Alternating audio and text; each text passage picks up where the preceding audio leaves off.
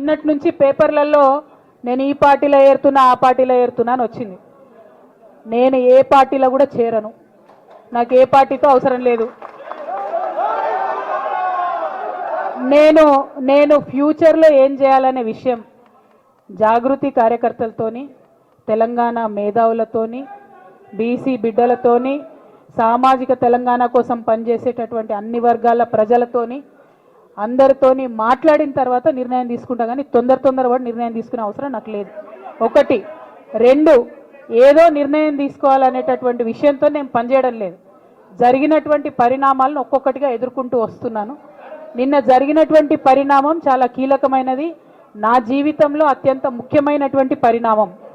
కాబట్టి చాలా ఆలోచించి ఆచితూచి అల్టిమేట్గా తెలంగాణ ప్రజలకు లాభం.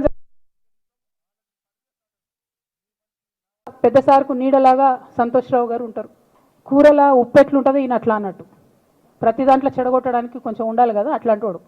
కాబట్టి చెప్పక తప్పదు ఈయన గురించి. చెప్పులో రాయి చెవులో జోరిగా అంటాం కదా, అట్లాంటి టైపు. ఈయన ధనదాహం ఎట్లాంటిదంటే సంతోష్రావు గారిది, రామన్న కాన్స్టిట్యున్సీ, కేటీఆర్ అన్న కాన్స్టిట్యున్సీ నేరెళ్లలో ఇసుకలారి గుద్ది ఒక దళిత బిడ్డ చనిపోతాడు.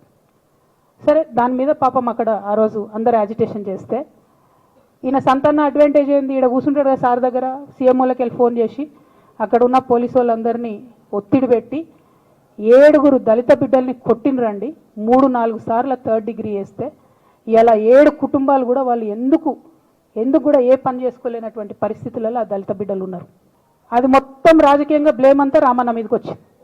ధనదాహమేమో సంతన్నది, నేరం చేసిందేమో సంతన్న, వీడికెళ్ళి ఫోన్లు చేసి ఒత్తిడి చేసి కొట్టిపించిందేమో సంతన్న, చెడ్డ పేరేమో రామన్నకు వస్తుంది. ఈ ఎగ్జాంపుల్ చెప్పడం కోసమే నేను వీని గురించి చెప్తున్నా, వేరే ఏం లేదు. ఇక సరే, టానిక్కు వీనిక్కు ఈ వీటిలో వచ్చిన కేసులు ఏమవుతాయి?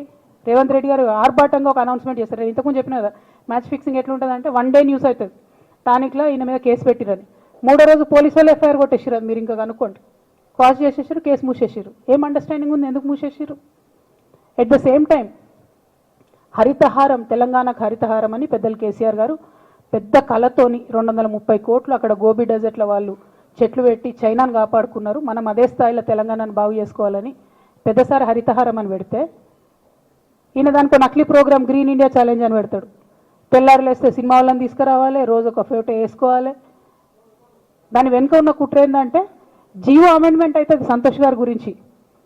ఆ ఫారెస్ట్లను 10% ఇన్కమ్ ఎవరన్నా ఇస్తే అమ్యూజ్మెంట్ పార్క్లకు ఇస్తారన్నట్టు. దానికోసం జియో అమెండ్ అవుతుంది.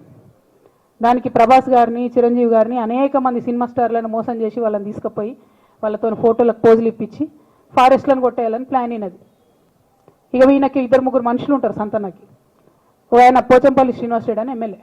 ఇక్కడ నాకు పల్లరాజేశ్వరరెడ్డి గారు చెప్పిన సమాచారం ప్రకారం మోకిల్లాలో మెగా శ్రీనివాసరెడ్డి, మెగా కంపెనీ ఉంది కదా, ఈ కాళేశ్వరంలో అవినీతి చేసిన mega company plus Pochampally Srinivasareddy గారు కలిసి 750 కోట్ల విల్లా ప్రాజెక్ట్ చేస్తున్నారు మోకిల్లాలో. 7 కేళ్ళు వచ్చినాయి అవి, అవినీతి డబ్బులు కాదా?